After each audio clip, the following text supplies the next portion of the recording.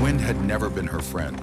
It came howling down from the jagged ridges with a cruelty that seemed personal, stripping the valley bare, peeling the flesh from the land, stealing what little comfort the cabin walls could offer. Eleanor Ellie Whitlow had lived with its voice for nearly 2 years now. A widow's hymn, a constant reminder that her husband's grave sat only 100 yards from her porch. Each gust rattling the shutters was like a hammer, striking the nail of memory. Thomas was gone, and she was left to keep alive a dream that had been meant for two. Her ranch was no grand, spread only a modest patch of earth, with a cabin and barn her husband had raised with his own hands.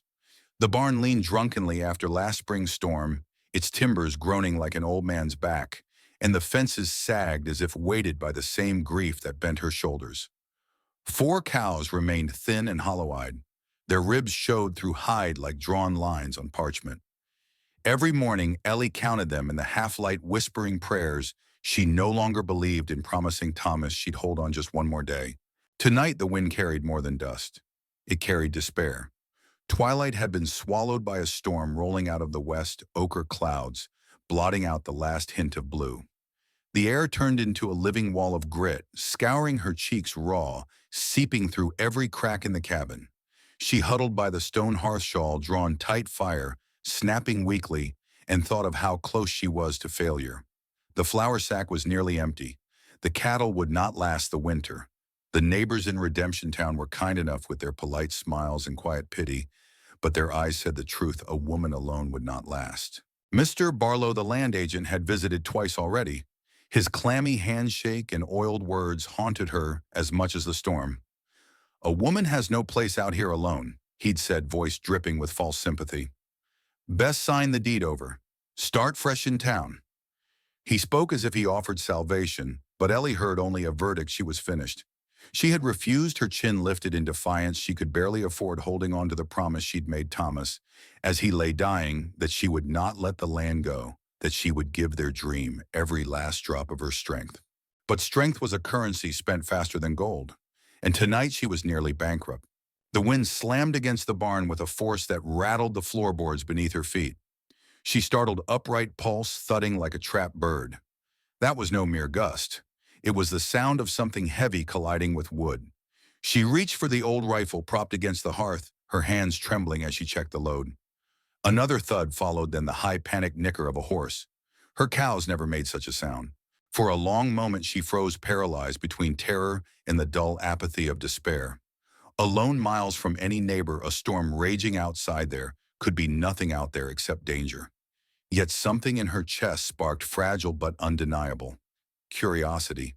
Action felt better than surrender. She unbolted the door, the gale wrenching it from her grip and slamming it back against the wall. Dust surged in like a living tide, choking, blinding. She raised her arm against it, squinting into the storm. Shapes moved in the chaos, hulking, shifting, spectral. Horses. More than she could count, their bodies trembling, tack jangling. They were bound together, ropes tangled like a fisherman's net, straining and stumbling in panic. At their center lay a man.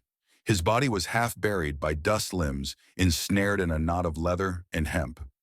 The horses pulled against him, dragging him in, fits their eyes rolling white. Ellie's heart lurched. She had no plan for this. He was no neighbor, no drifter she knew.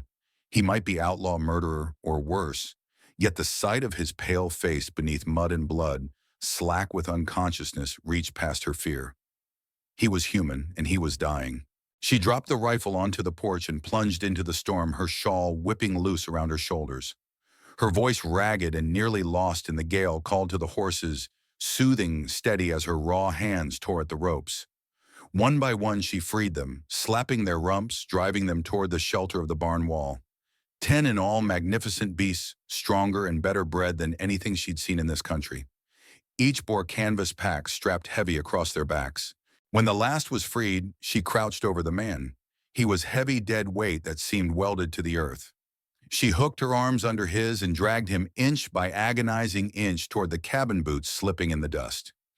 Every muscle screamed. He was a stranger, possibly dangerous, but leaving him to die was not a choice her soul would allow. She heaved him over the threshold, slamming the door shut against the howling wind, and collapsed beside him on the floorboards. By the firelight she saw his face. Sharp features, skin pale beneath grime hair, black and matted with blood. A gash ran across his temple. His chest rose shallowly, proof that life had not yet abandoned him. As she worked to clean his wounds, she found a money belt strapped beneath his shirt, heavy, full, and around his neck a small wooden carving of a bird worn smooth by touch. An outlaw's purse and a child's keepsake. A paradox. Hours later, when the storm had eased enough for her to stumble to the barn, she began unsaddling the horses. One canvas pack had split open. What spilled out stopped her heart. Yellowish rocks streaked with gleaming veins, unmistakable even to her weary eyes, gold. Enough to buy 100 ranches, enough to get a woman killed. She stood trembling in the lamplight dust, still clinging to her lashes, staring at the fortune that had just thundered into her life. The storm outside had passed, but a new one was rising inside her, more dangerous than any dust wind. The silence that settled over the ranch at dawn was no longer empty. It was taut listening, filled with the presence of the unconscious stranger in her cabin and the terrible weight of the gold hidden in her barn. The fever came on the first night, rising under his skin like a second fire that challenged the one in the hearth. Ellie dozed in a chair with her boots still on, waking every time he muttered or tossed the old chair creaking as if it shared her worry. She dampened a cloth and folded it across his brow, dripped water between his cracked lips. With a spoon counted heartbeats with the heel of her hand against his sternum, because it gave her something to hold on to besides fear. In the shuffle of sleepless hours, she said his name without meaning to, no, not his Thomas's, startled by the sound of it in her own mouth, as if the dead had stepped into the room and asked for coffee. Toward dawn, he whispered 2 words. Caleb. Whisper creaked, the sounds rasped as if dragged across gravel. His eyes remained closed, lashes dark with sweat. Ellie filed the name and the place away like sharp tools on a shelf. Names made things real. Places turned trouble into a direction. By morning, the storm had rinsed the sky, leaving a cold, pitiless blue.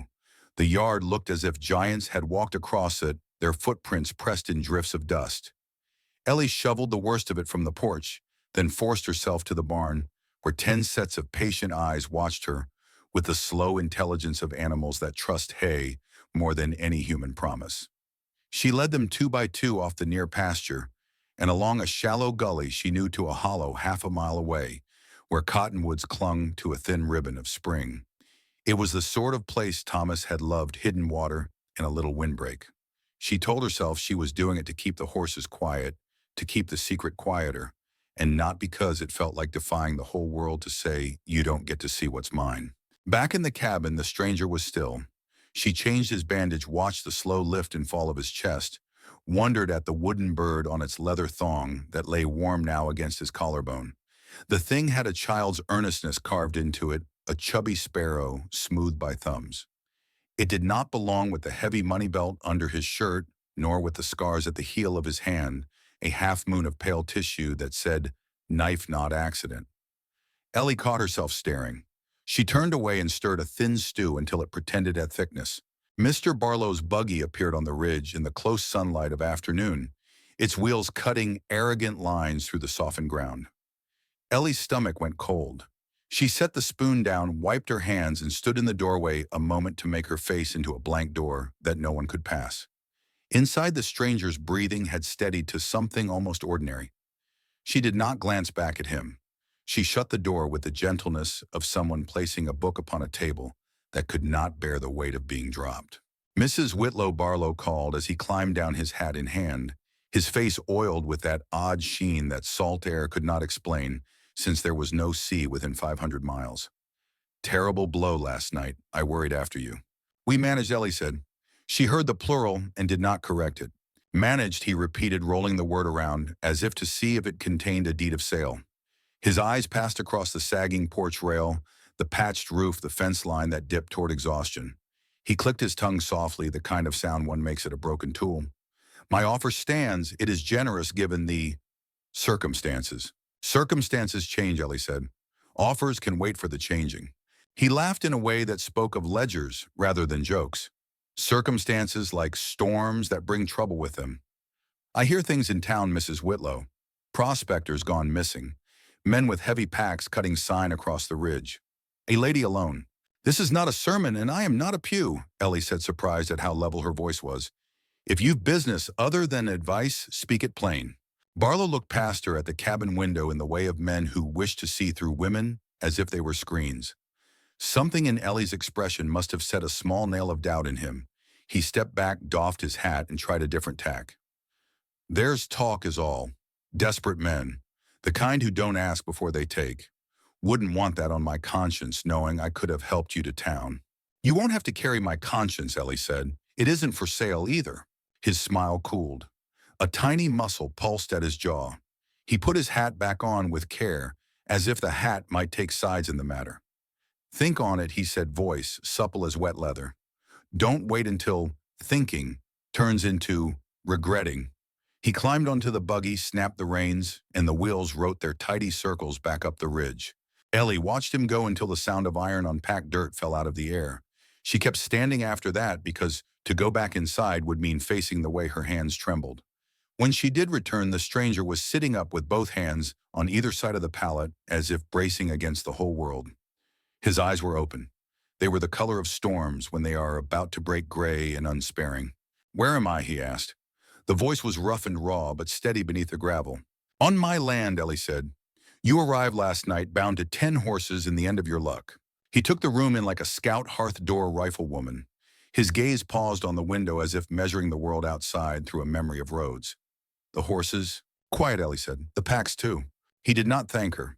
Instead, he looked at the wooden bird as if surprised it had made the journey with him, then touched the bandage at his temple and winced. Silas, he said, as if offering the minimal truth required by the moment. He did not add a surname, and she did not ask. Names were expensive things to spend when you might need to leave quickly. Ellie, she said. Whitlow. And because admitting the thing changed it, she added, I hid your horses. I hid your wealth, such as it is. Folks sighted on this valley have long eyes and longer tongues. He studied her a second longer and then nodded. It was not gratitude, not exactly. It was recognition you chose the dangerous path and did not flinch. The day folded around them with uncomfortable intimacy. Silas tried to stand too soon, and the floor tilted under him. Ellie put a shoulder under his arm and guided him to a chair, feeling the iron of his weight, the heat of fever that had not entirely loosed its hold. He drank what she gave him, the way a working man drinks, no fuss, no comment, then sat with the patience of a man who knows that the body is a mule and must be coaxed or it will balk. He watched her repair a pump gasket at the table, her fingers nimble with leather and twine. He watched the way she checked the window between stitches, cataloging the habit as one learns the quirks of a tool. When she stepped outside to fetch wood, he rose with careful economy, crossed to the hearth, and set his hands to the axe head. She had leaned into the corner, a dull thing that might as well have been a club. He found a whetstone she'd lost track of and set to work, drag and lift, the sound of it turning the room into a metronome that measured time and usefulness. Ellie returned to find him sharpening her life. You could leave, she said, without ornament. I could not, he answered, eyes on the blade. But there are men who will follow the sign of what I brought until they stop in your yard. Leaving might save me a fight and cost you your life. He drew the stone again, slow and steady. We might both prefer a different ledger. That evening, clouds climbed the far hills, bruised purples against a sky cut glass clean by the storm's passage. The light turned gold and then copper, and the cabin gathered that glow into its corners, as if hoarding it for later. Ellie boiled coffee thin enough to see the bottom of the pot and poured 2 cups. They drank in companionable silence that felt against all odds earned. Those men, she said, finally not looking at him, they have names. 3, he said. Led by Fletcher. He'll come. Not because he loves gold, though he does, but because he loves possession. He does not like to be reminded of the day he was weak. You took something from him, Ellie said. He took something first, Silas answered. His face did not change, but the words shaped the air like a blade. Caleb. Whisper Creek. A claim stolen, a friend buried without him. Ellie nodded as if someone inside her had confirmed a sum. She stood, set her cup in the washpan, and retrieved the old rifle. Show me, she said. Silas tilted his head the way a man does when he is surprised by fairness from the world. They went outside into the long light, the sage breaking under their boots with the dry whisper of old books. Silas cleaned the rifle properly, oiling what had not seen oil in too long, then set a bottle on a fence post. Don't think he said. Thinking is for the part where you choose whether to pull the trigger at all. After that, it's seeing. Breathe out. Squeeze. She missed. Of course she missed. The crack spooked birds out of the cottonwoods like torn paper. Her shoulder smarted. She bit her lip and worked the action the way he showed her. On the fourth shot, the bottle leapt and shattered into glitter that the sun caught for a split instant before it became dust like everything else in this country.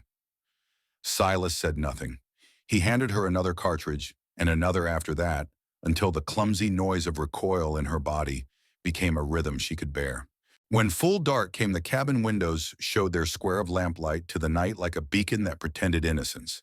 They ate stew and bread thin as mercy, then rolled a rough map of the ranch across the table with their hands and talked in low voices about woodpiles and angles, and the ways men try to be clever when they are afraid. The barn was a weakness. The corners of the cabin were strong. The moon would be high 2 nights hence, which made approach a commitment rather than a secret. Later, as the fire fell to coals, Silas unwrapped a cloth bundle from his mended saddlebag. Inside lay a Colt-blued steel dull in the lamplight, a box of cartridges, small as a deck of cards and twice as fateful.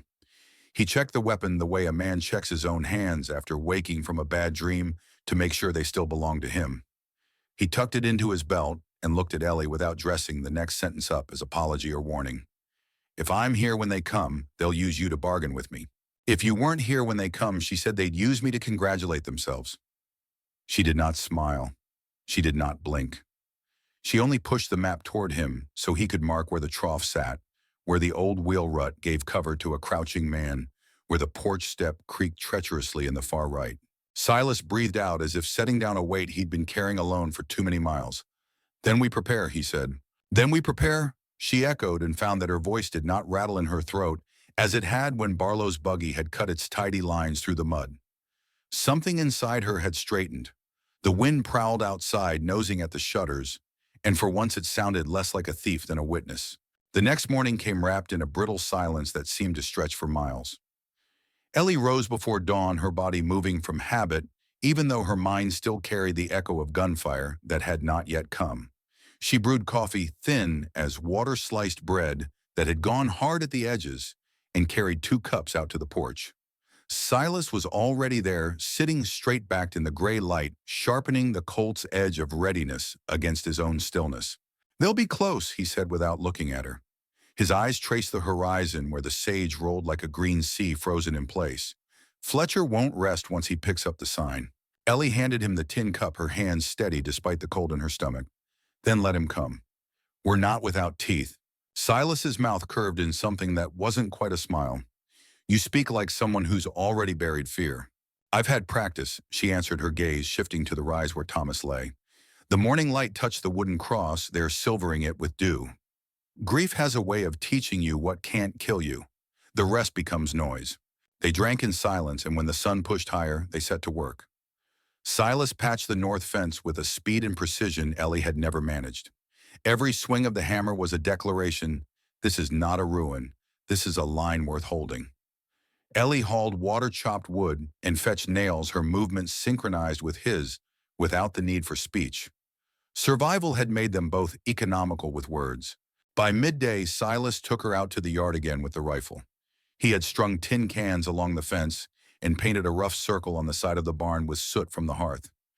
Ellie's shoulder still carried the bruise of yesterday's practice, but she said nothing. She squared her stance, breathed out, and fired. The can dance fell, clattering into the dust.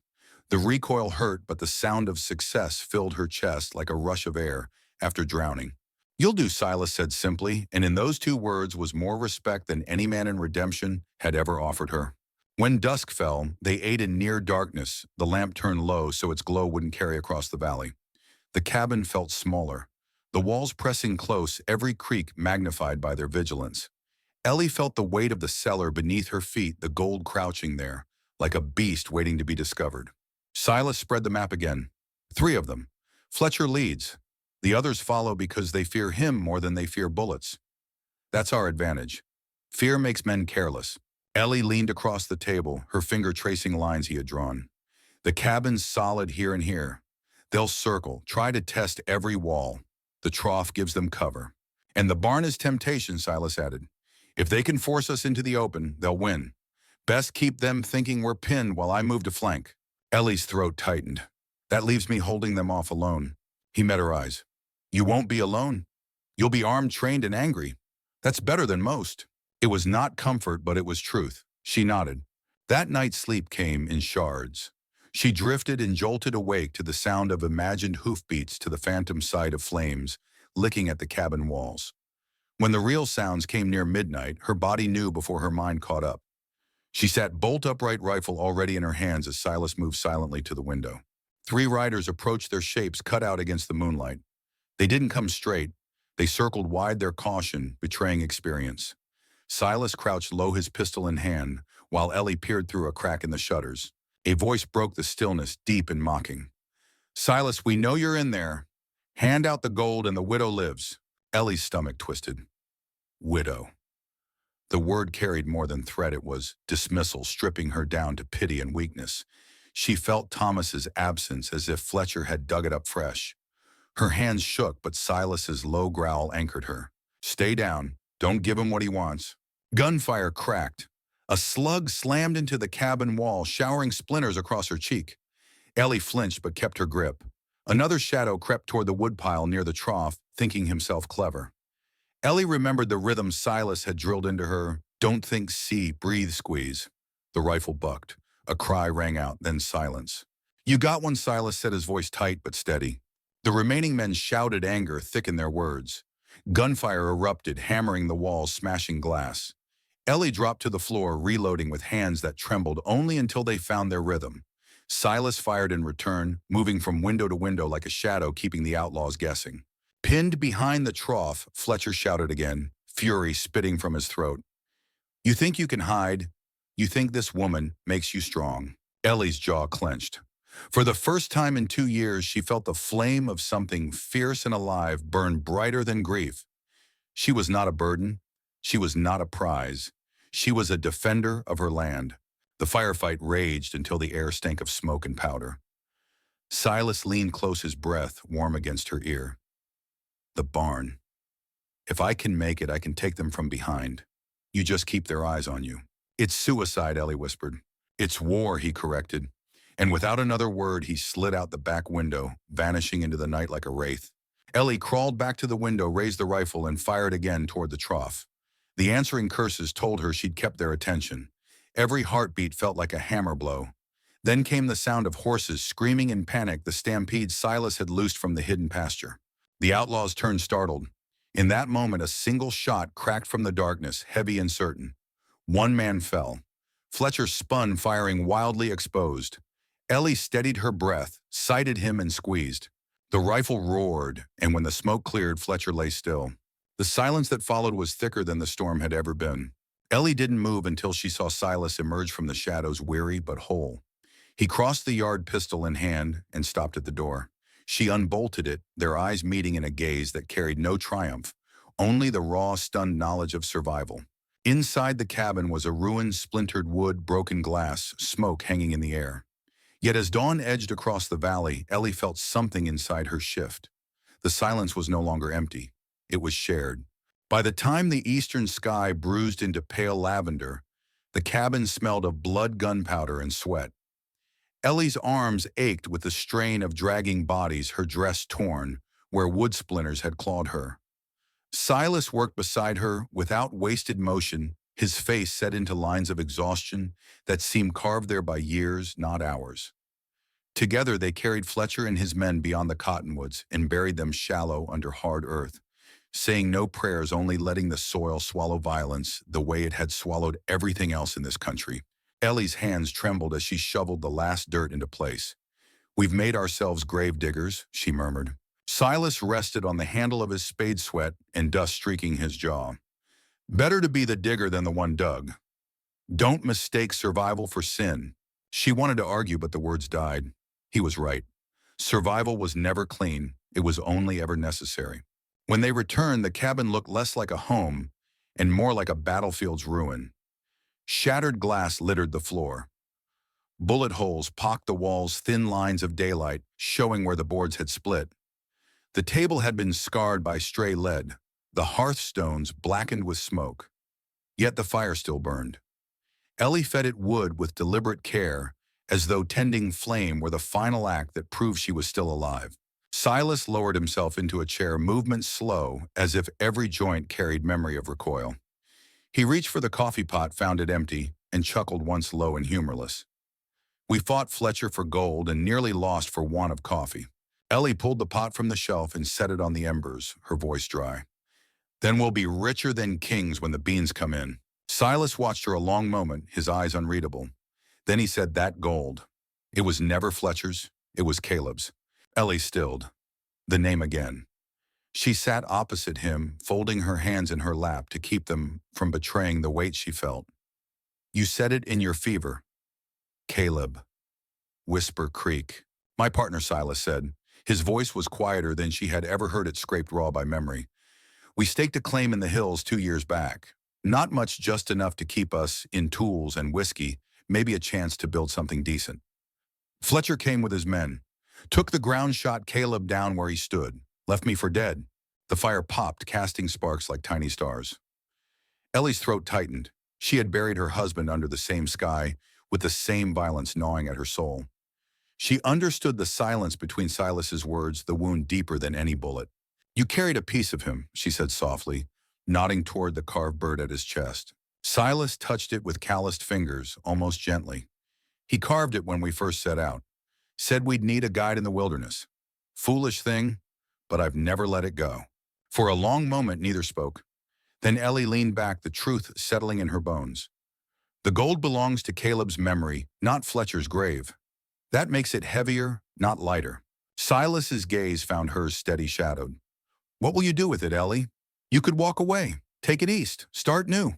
Her laugh came sharp, surprising herself. Walk away. This land has taken my husband, nearly taken me. I'm tired of being the thing the world drags.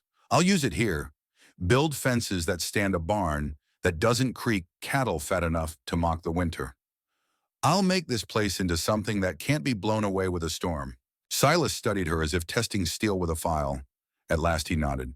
Then I'll stay. Not for the gold, for the building. Ellie felt the truth of it settle inside her like a stone, unexpectedly steadying. They spent the day cleaning. Together they lifted broken planks, hammered patches over bullet holes, swept splinters into piles. Every action was a declaration that the cabin was not lost, that it could be mended, that so could they. When night fell, they sat at the table with bowls of stew, the silence between them warm instead of empty. Ellie looked across at him, the lamplight cutting shadows across his scarred face. You asked me what I'll do with the gold. What will you do now? Silas stirred his spoon once, then set it down. His eyes lifted to hers, gray, steady as stone. I'll stay if you'll have me. A man alone is a ghost out here. I'm tired of haunting. You gave me a place to bleed and a reason to fight. That's more than I've had in years. Ellie's chest tightened, not with fear, but with a strange release. For 2 years, silence had been her only companion. Now here sat a man whose presence filled the quiet with weight and meaning. You can stay, she said simply. Something softened in Silas's face, just a fraction. They ate in silence again, but it was no longer the silence of grief. It was the silence of beginning. Outside, the night was still. No wind, no storm, only stars sharp and endless spilling over the valley. The graves in the cottonwoods were already sinking into shadow. And inside the cabin, 2 people sat at a battered table, sharing a future born not of choice, but of survival forged together in the crucible of violence and trust. The days that followed carried a rhythm Ellie had not known since Thomas's death. Dawn no longer meant dread, but duty shared. She rose to find Silas already moving, stacking firewood, mending the roofline, walking the fence, with the measured gaze of a man who saw weaknesses not as condemnation, but as challenges. Ellie matched him task for task, and the work bound them tighter than any words could. One morning she caught him on the porch, just staring at the horizon, eyes narrowed. Expecting company, she asked, wiping flour from her hands. Always, he replied, but not yet. His voice carried a calm certainty that steadied her more than any reassurance. The gold remained hidden in the cellar, its presence like a heartbeat beneath the floorboards. At first, Ellie feared it with every step, imagining footsteps outside, strangers, sniffing at the earth. But as days turned to weeks, fear dulled into awareness. The gold was not a curse unless they let it be. It was a tool, silent waiting. Silas treated it with the same indifference he gave the rifle, important yes, but only in its use. He never touched the bags, never counted them. His focus remained on the ranch, on strengthening the cabin, on teaching Ellie the small arts of survival she had once left to Thomas. He taught her to set snares for rabbits, to oil the rifle before the desert air could corrode it, to listen to the silence between bird calls for signs of intruders. In return, she taught him the names of the land where the cottonwoods drank deepest, where the soil turned black, and forgiving where the sky showed storms before they touched the ground. One evening, as the sun poured molten gold across the fields, Ellie found him by the hidden pasture where the horses grazed. He ran a hand along the neck of a tall bay, gelding, his expression softer than she had seen it. "They're from a good line," she said, stepping close. "Caleb bred them," he answered, the words clipped final. She remembered the fevered muttering, the way he had clutched at the wooden bird. "He mattered to you." Silas nodded once. "He was my brother, not by blood, but by choice. Fletcher took him because he could. Men like that believe the world is theirs for the taking." Ellie laid her hand on the gelding's flank, feeling the warmth beneath the sleek coat. "Then we make this land proof that they're wrong." His eyes flicked to hers, and in them she saw not gratitude but recognition, a shared vow unspoken. Yet the world beyond their fences had ears. Barlow returned his buggy, creaking down the ridge, as if he owned the road itself. Ellie met him at the yard, Silas shadowing unseen near the window. "Mrs. Whitlow," Barlow drawled, removing his hat with mock respect. "You look sturdier. Storm must have spared you better than most." His gaze swept across the patch porch, the tightened fence lines, the fresh boards in the barn wall. His eyes narrowed slightly. Busy hands make rumors quiet but not silent. Ellie's heart tightened, but she kept her face calm. "The ranch is mine. Still is. Still will be." Barlow's smile thinned. "Rumor says men went missing after the storm. Fletcher and his boys. Folks whisper about horses too many to belong to one widow. Horses worth more than your land. Rumor also says you drink your supper," Ellie said evenly. "I'd not build a life on whispers." His face flushed. "Be careful, Mrs. Whitlow. The land is hard, but men are harder. You'll find kindness scarce when tongues start wagging." She stood unmoving, her silence sharper than any retort. At last, Barlow clambered back into his buggy, muttering. Dust rose behind him like smoke from a fire that refused to die. When she entered the cabin, Silas was waiting, arms folded. "He suspects." "He always suspects," Ellie replied, pulling her shawl tighter. "But suspicion isn't proof. He'll press harder. Men like him don't like doors closed in their faces." "Then let him knock until his hands bleed," she said, and she was startled at the steel in her own voice. That night, Silas drew the map again. "Barlow isn't Fletcher, but men like him stir others to look. We need to be ready for eyes on us." Ellie leaned over the table, tracing the lines with her finger. "We're ready. The land isn't theirs. It's ours." The conviction surprised even her. Months ago, she had spoken of survival like a wish. Now she spoke of defense like a promise. Silas looked at her across the lamplight, the wooden bird resting against his chest. "You're not the woman I dragged into this fight," he said quietly. "No," she agreed, "I'm stronger." For the first time, he allowed himself a true smile, faint but real. It was not joy, not yet, but something steadier, respect, trust, the fragile beginnings of belonging. The wind rose outside, rustling the sage, carrying with it the sense of dust and distance. Ellie listened not with dread, but with a strange certainty. The wind was no longer a thief. It was a herald. And whatever came on, it rumor men or storm they would face together. Winter crept down from the ridges in a slow, merciless tide. Frost glazed the fields each morning, turning the grass brittle as glass. The cattle, what few remained, grew thick-coated and restless. Ellie and Silas moved through their routines like soldiers on patrol, every task deliberate, every silence filled with unspoken calculation. The ranch no longer felt like a widow's ruin. It had the taut atmosphere of a garrison, a place bracing for a siege that might come from wind hunger or men with harder faces than either. Word traveled down from Redemption that Fletcher's men had kin cousins, drinking partners. Nobody spoke openly of blame, but eyes narrowed when Ellie came to town for flour or lamp oil. The weight of suspicion clung to her like a second shawl. One morning in the mercantile, she overheard two ranch hands muttering near the barrels of nails. 10 horses seen on the ridge. Fine ones, too. Widow Whitlow never had stock like that. "She's got help now," the other whispered. "Tall fellow, scar on his jaw. Looks like trouble."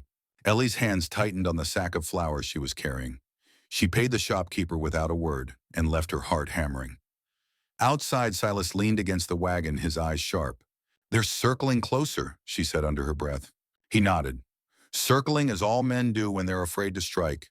But sooner or later, one of them will test their teeth." Back at the ranch, Ellie moved the horses again, deeper into the folds of the land, hiding them among boulders where scrub oak broke the wind. She stroked their muzzles, whispered promises she hoped she could keep. Each animal was a secret too large to bury, too loud to silence. That evening, as the fire painted the cabin walls gold, Silas cleaned the rifle with the same patience he gave to every task. "If Barlow brings them here, they won't ask questions first. Then we don't let him," Ellie said, her voice flat. "We keep him guessing. We keep him doubting." Silas looked up the lamplight, catching in his gray eyes. "You've grown into steel, Ellie Whitlow. Harder than the men who take this from you." She met his gaze steadily. "You taught me to shoot. The land taught me the rest." They fell into silence, then not the heavy silence of strangers, but the charged quiet of two people holding the same line. Weeks passed. The ranch grew tighter, more fortified. Silas shored up the barn with new beams, drove fresh pegs into the porch posts, repaired the pump so it no longer leaked. Ellie stitched sacks into curtains to block stray light at night, set jars of dried beans in neat rows against the wall, a storehouse of stubbornness. Still, the tension grew. Barlow returned again, his buggy wheels cutting fresh scars into the road. This time he didn't come alone. Two men rode behind him, hands resting too comfortably on their holsters. Ellie stood on the porch, the rifle visible against the doorframe. "You've brought company," she said. "Protection," Barlow replied smoothly. "The times are uncertain. Men go missing, fortunes vanish. I worry for you, Mrs. Whitlow." "You should worry for yourself," Ellie answered. One of the riders chuckled low and mocking. "She's got bite." Barlow's smile thinned. "I'll be plain. There's gold in these hills and tongues say you know where. Sell me the deed and I'll make sure you're safe." "Refuse." He let the word trail off like smoke. Ellie lifted the rifle just enough for the gesture to matter. "This land isn't for sale." The air between them snapped taut. The riders shifted, hands twitching. Silas appeared in the doorway, then silent as a shadow, the Colt loose at his side. His eyes locked on Barlow's, cold and unblinking. For a long breath, no one moved. Then Barlow forced a laugh, waving his hand as if brushing away a trifle. "No need for dramatics. I'll be back when tempers cool." He turned his buggy, the riders following, with narrowed eyes. When they vanished over the ridge, Ellie let her breath out slow. Silas closed the door behind her. "They'll come back," she said. "Yes," he agreed, "and they'll bring more." Ellie set the rifle back by the hearth, her jaw tightening. "Then we'll be ready. We've faced storms and thieves. We can face this." Silas stepped closer, his hand brushing her shoulder. "Just a moment, just enough." "You're not alone anymore," he said quietly. Ellie met his gaze, the firelight catching in his eyes. The silence that followed was not fear, not dread, but something heavier and stronger, resolve tempered in the forge of hardship. Outside, the wind prowled across the valley, carrying with it whispers of the trouble gathering. But inside the cabin, the fire burned steady and defiant. And for the first time in years, Ellie did not feel small against the storm. She felt ready. The snow came early that year, frosting the sage and cottonwoods in brittle white. With it came a silence heavier than any storm, an expectant hush, the kind of quiet the land wears just before men bring violence into it. Ellie felt it in her bones each dawn, her breath fogging in the cold air, her eyes scanning the ridges. Silas felt it too. He cleaned the Colt more often, his movements sharper, his gaze always drawn to the horizon. On the third morning of December, the horizon answered. 6 riders appeared, dark silhouettes cresting the ridge. Barlow's buggy came behind them, its wheels cutting black lines into the snow. The men carried rifles across their saddles, their posture confident. This was no visit. This was an approach. Ellie stood on the porch, rifle in her hands. Silas took his place beside her, the wooden bird at his chest, glinting faintly in the winter sun. The air between them was taut as wire. Barlow reined in at the edge of the yard, his men fanning out. "Mrs. Whitlow," he called, voice booming in the frozen air. "I'll not waste words. Hand over what you've hidden, and no one need bleed today." Ellie raised the rifle a fraction, enough to make the point. "This land is mine. There's nothing here for you." Barlow's smile curdled. "Then you'll die for stubbornness. And the stranger you shelter will die with you." He gestured, and the men dismounted, boots crunching on snow. Silas's voice was a low rumble beside her. Wait, let them commit themselves. The riders advanced rifles ready. Ellie's heart thundered, but her hands were steady. The lessons Silas had drilled into her lived in her bones now. Breathe out, he squeezed. The first shot cracked from Silas's Colt, echoing sharp against the hills. One rider fell. Chaos erupted, gunfire hammering the cabin walls, snow erupting in plumes where bullets struck. Ellie dropped behind the porch rail, aimed through a crack, and fired. A man staggered, fell into the snow. Barlow shouted, his voice shrill now. Take them alive if you can. Silas moved like shadow firing, with measured calm, shifting angles so no man could pin him down. Ellie matched him, shot for shot, her shoulder aching, but her spirit fierce. This was her land, her fight. The attackers pressed closer, using the barn for cover. Ellie felt fear spike, but Silas's voice cut through. Hold them here. I'll flank. Before she could answer, he was gone, slipping through the back like smoke. Ellie braced herself, firing again, keeping their eyes on her. She shouted not words but fury, the sound of a woman who refused to be pitied, refused to be bought. The men faltered, momentarily unnerved. That was when the horses came. Silas had loosed them again, the 10 powerful beasts thundering across the snow-snorting clouds of steam, eyes wild. The sudden stampede shattered the attackers' line. Men scrambled, shouting their shots wild. In the confusion, Silas emerged from the barn's shadow, Colt blazing. One man fell, then another. Barlow panicked, tried to climb back into his buggy. Ellie sighted him through the smoke and snow. For a moment, she saw not just a man, but everything he stood for. Greed, condescension, the endless pressure to give up what was hers. She breathed out, squeezed, and the rifle cracked. Barlow toppled into the snow, his ambition staining it red. The last rider fled his horse, kicking up white powder as he vanished into the hills. Silence followed, broken only by the horse's frantic snorts and the ragged breaths of 2 people who had chosen to stand rather than yield. Ellie lowered the rifle. Her hands trembled now that the danger had passed, but her spirit did not. Silas approached from the barn, his shoulders heavy, but his eyes alive. It's done, he said. Ellie shook her head. No, it's begun. They spent the day clearing bodies, burying them beneath frozen earth, just as they had done before. The work was grim, but it bound them tighter. When it was finished, they stood together at the porch, watching the sun sink over a valley, scarred but unbroken. Silas turned to her, the wooden bird warm against his chest. This land holds because you hold it. You've made me believe in something I thought was gone. Ellie felt the weight of 2 years lift from her shoulders. The silence she had once feared now felt full alive with possibility, with shared purpose. We'll build it, she said. Not for Thomas's promise, not for Caleb's ghost. For us. Silas nodded, his gaze steady on hers. No vows were spoken, but the truth lay in the air between them. They were no longer alone. The ranch, battered and scarred, stood as a fortress of their defiance. The gold in the cellar was no curse now, but seed ready to be sown into fences, cattle walls that would outlast storms and men alike. As night fell, the wind rose, whispering through the sage. Ellie listened, and for the first time it did not sound like a lament. It sounded like a promise.